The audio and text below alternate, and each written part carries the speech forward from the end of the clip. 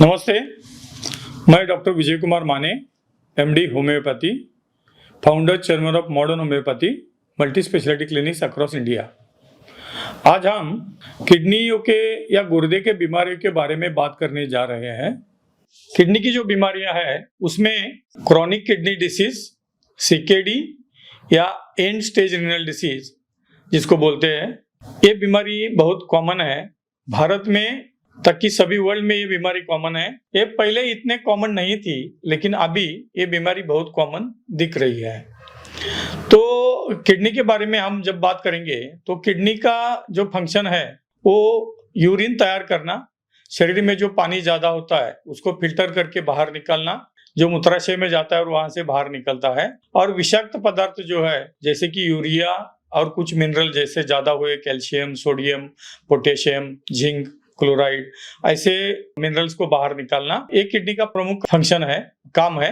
वैसे ही blood pressure नियंत्रित करना, जिसको रेनिन एंजियोटेंसिन मैकेनिज्म बोलते हैं, वो भी एक किडनी का महत्वपूर्ण काम है। वैसे ही खून तैयार करना, हीमोग्लोबिन के सिंथेसिस में भी किडनी का महत्वपूर्ण काम होता है। तो जब क्रॉनिक किडनी फेल्योर होता है या सीकेडी बोलता है, क्रॉनिक किडनी डिसीज, तब ये जो किडनी के फंक्शन है वो फंक्शन हैम्पर हो जाते हैं। प्रमुख से ब्लड में यूरिया अटक जाता है जिसको यूरेमिया बोलते हैं। जो सोडियम, पोटेशियम, क्लोराइड, कैल्शियम है वो उसका मैकेनिज्म बिगड़ जाता है, कुछ बाहर निकलना कम हो जाता है, कुछ रुकते ज़्यादा हो जाता है, तो उससे भी शरीर में लक्षण दिखते हैं। ब्लड प्रेशर अनियंत्रित हो जाता है और हीमोग्लोबिन और प्लेटलेट तैयार होना ये कम हो जाता है। हीमोग्लोबिन की मात्रा शरीर में कम हो जाती है क्योंकि जो हीमोग्लोबिन तैयार करने की किडनी की जो सहायकारी काम है वो काम कम हो जाता है और हीमोग्लोबिन की मात्रा शरीर में कम दिखती है, उसको एनीमिया बोलते हैं। शरीर में मनुष्य के दो किडनियां होती है, एक लेफ्ट साइड में एब्डोमिनल कैविटी में और राइट साइड में किडनी फोसा बोलते हैं, उधर वो दोनों किडनियां दोनों बाजू में होती है। क्रॉनिक किडनी डिसीज में किडनी की कार्य क्षमता कम होती है, उससे पहले किडनी की साइज कम होते दिखाई जाती है, किडनी की साइज कम होती है और वो किडनी धीरे धीरे फेल्योर हो जाती है।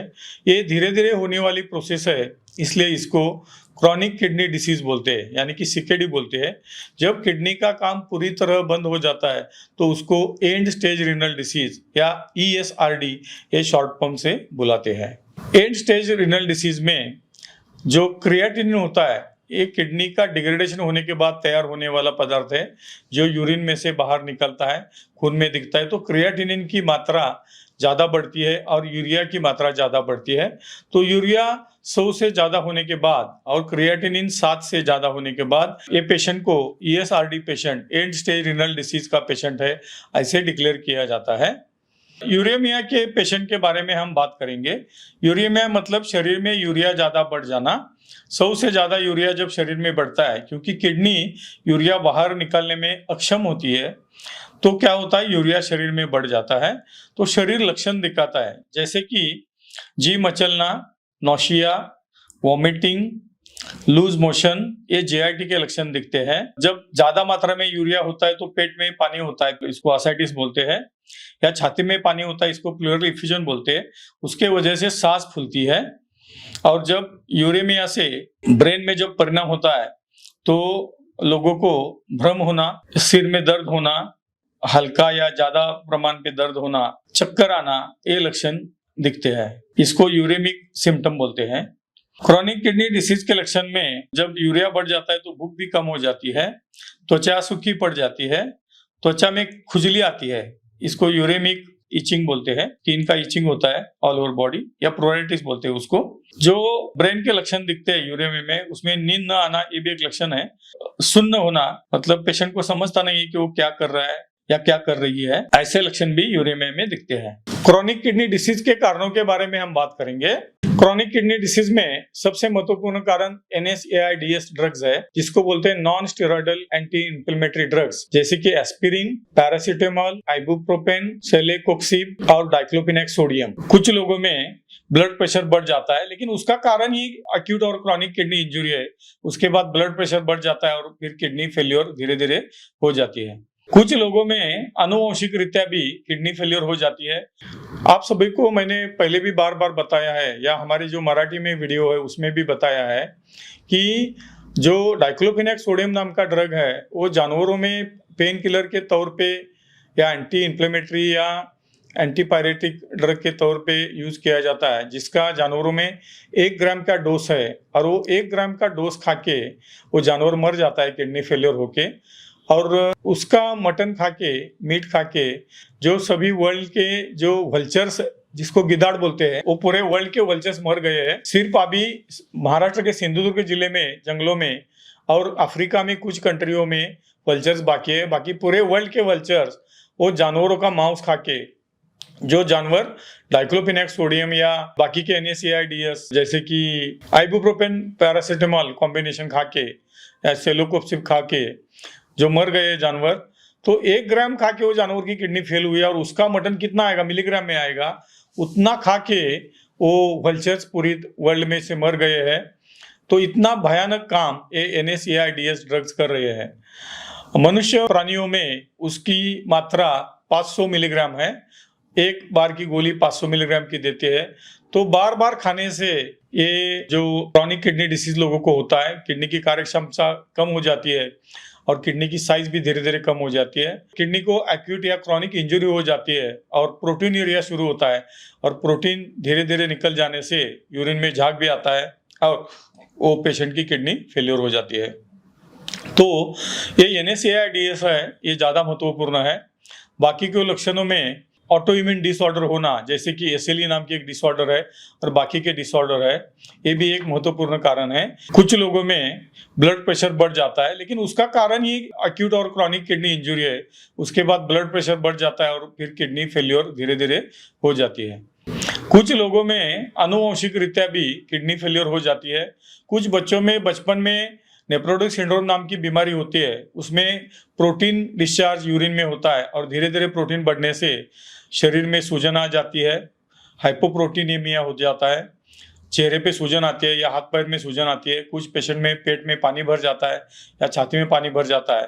तो बचपन में ये बीमारी स्टेरॉयड से ट्रीट की जाती है कन्वेंशनल ट्रीटमेंट में, और बाद में कुछ सालों के बाद या यंग एज में वो बीमारी फिर रिकर हो जाती है, फिर पैदा हो जाती है और लोगों की किडनी फेलियर हो जाती है। ये क्रॉनिक किडनी डिसीज या एंड स्टेज रिनल डिसीज के प्रमुख कारण है। कुछ पेशेंट में मधुमेह ये भी कारण होते हैं। डायबिटीज मेलाइटिस की वजह से भी लोगों को शुगर वो रुक जाती है। किडनियों के जो फंक्शनल जो भाग होता है किडनी का, जिसको हम नेफ्रॉन्स बोलते हैं, तो नेफ्रॉन्स में शुगर अटक जाने से नेफ्रॉन्स की कार्यक्षमता कम हो जाती है और लोगों को डायबिटिक नेफ्रोपैथी नाम की बीमारी हो जाती है और उनकी किडनी फेलियर भी हो जाती है। क्रॉनिक किडनी डिसीज का डायग्नोसिस करने के लिए पहले रेगुलर टेस्ट जो होती है CBC, renal function test, liver function test, urine routine, ये करते हैं। CBC में हीमोग्लोबिन की मात्रा कम दिखती है, कुछ बार प्लेटलेट भी कम दिखते हैं, WBC डिस्टॉर्टेड दिखते हैं। रीनल फंक्शन टेस्ट में सीरम क्रिएटिनिन बढ़ा हुआ दिखता है, सीरम यूरिया बढ़ा हुआ दिखता है, यूरिन में प्रोटीन यूरिया ज्यादा दिखता है। यूरिन माइक्रोअल्ब्यूमिन किया तो उसमें प्रोटीन का डिस्चार्ज दिखता है, माइक्रो डिस्चार्ज, उसको यूरिन माइक्रोअल्ब्यूमिन यूरिया बोलते हैं। कुछ पेशेंट में बड़े मात्रा में प्रोटीन जाता है और सीरम प्रोटीन किया तो उसमें प्रोटीन की संख्या कम दिखती है, उसको हाइपोप्रोटीनेमिया बोलते हैं। कुछ पेशेंट में लीवर फंक्शन टेस्ट भी डिस्टॉर्टेड दिखते हैं। कुछ पेशेंट में जो ऑटो इम्यून टेस्ट होते हैं वो भी डिस्टॉर्टेड दिखते हैं। इसका मतलब वो पेशेंट में क्रॉनिक किडनी डिसीज का कारण ऑटो इम्यून डिसऑर्डर जैसे कि SLE, सिस्टेमिक लूपस एरिथोमेटोसिस, ये है, ऐसे दिखता है। तो इसी प्रकार से क्रॉनिक किडनी डिसीज का डायग्नोसिस करते हैं। सोनोग्राफी भी एब्डोमेन एंड पेल्विस की निकालते हैं। एंड स्टेज रिनल डिसीज में या क्रॉनिक किडनी डिसीज जब वो बीमारी बड़े पैमाने पे है तो किडनी की साइज भी उसमें कम दिखती है, मतलब किडनी सिकुड़ गई है ऐसा दिखता है। कुछ लोगों में किडनी की बायोप्सी की जाती है, उसमें क्रॉनिक ग्लोमेरुलोनेफ्राइटिस या ग्लोमेरुलोस्क्लेरोसिस भी दिखता है। कुछ लोगों में CT स्कैन या MRI भी करने की सलाह दी जाती है। जब क्रॉनिक किडनी डिसीज या एंड स्टेज रीनल डिसीज होता है तो जीएफआर कम होता है। जीएफआर एक कैलकुलेट किया जाता है, क्रिएटिनिन और यूरिया वो पेशेंट में कितना है, यूरिन की मात्रा कितनी है उसके ऊपर निर्भर रहता है। क्रॉनिक किडनी डिसीज में जब किडनी की कार्यक्षमता कम हो जाती है तो ओलिगोयूरिया मतलब यूरिन कम होना ये भी दिखता है। उससे पेशेंट के हाथ पैर में या चेहरे पे सूजन भी आ जाता है। क्रॉनिक किडनी डिसीज के कन्वेंशनल ट्रीटमेंट के बारे में हम बात करेंगे। कन्वेंशनल ट्रीटमेंट में लोगों को कुछ बार जब ब्लड प्रेशर ज्यादा रहता है तो ब्लड प्रेशर के लिए दवा दी जाती है, कुछ बार स्टेरॉइड दिए जाते हैं, कुछ बार इम्यूनोसप्रेशन ड्रग दिए जाते हैं, और जब उससे भी वो कंट्रोल नहीं होता तो सोबियासिस मतलब सोडा बाइकार की गोलियां देते हैं। उसमें टेक्निकली वो क्रिएटिन कम दिखता है लेकिन बीमारी अंदर से बढ़ जाती है, बीमारी की रोकथाम नहीं होती। बीमारी के रोकथाम के लिए कन्वेंशनल ट्रीटमेंट में कोई भी दवाई नहीं है। जब वो यूरेमिया में पेशेंट चला जाता है, यूरेमिक स्टेट में, तब उसको डायलिसिस करने की सलाह दी जाती है। एक तो पेरिटोनियल डायलिसिस पेट में कर सकते हैं या हीमोडायलिसिस मशीन के द्वारा कर सकते हैं। जनरली हफ्ते में 2 बार डायलिसिस करने की सलाह दी जाती है। मेरे हिसाब से मैं पिछले 28 साल से ये बीमारी को ट्रीट कर रहा हूँ, हफ्ते में 1 बार ही डायलिसिस काफी रहता है। कन्वेंशनल ट्रीटमेंट में किडनी ट्रांसप्लांट करने की भी सलाह दी जाती है, लेकिन मैंने देखा है कि जब पेशेंट का नियर रिलेटिव की किडनी स्वीकार करता है, डोनर या नियर रिलेटिव होना चाहिए और पेशेंट से कम उम्र का होना चाहिए, तभी किडनी कुछ साल तक काम करने की संभावना रहती है। हेट्रोजेनस किडनी जब रहती है, पेशेंट का और वो किडनी दाता का कोई रिलेशन नहीं है, तो वो किडनी ट्रांसप्लांट सक्सेस नहीं होता। बहुत बार लोगों का किडनी ट्रांसप्लांट टेबल के ऊपर ही फेल्योर हो जाता है, ऐसे भी दिखता है। तो ये दोनों ट्रीटमेंट के लिए बहुत सी मर्यादाएं है, डायलिसिस और ट्रांसप्लांट के लिए। डायलिसिस करने वाला पेशेंट बहुत बार 2 महीने से 2-3 साल में ही उसका फिर वापस से किडनी काम करना बंद हो जाता है या पेशेंट की डेथ भी होती है, ऐसे पाया है।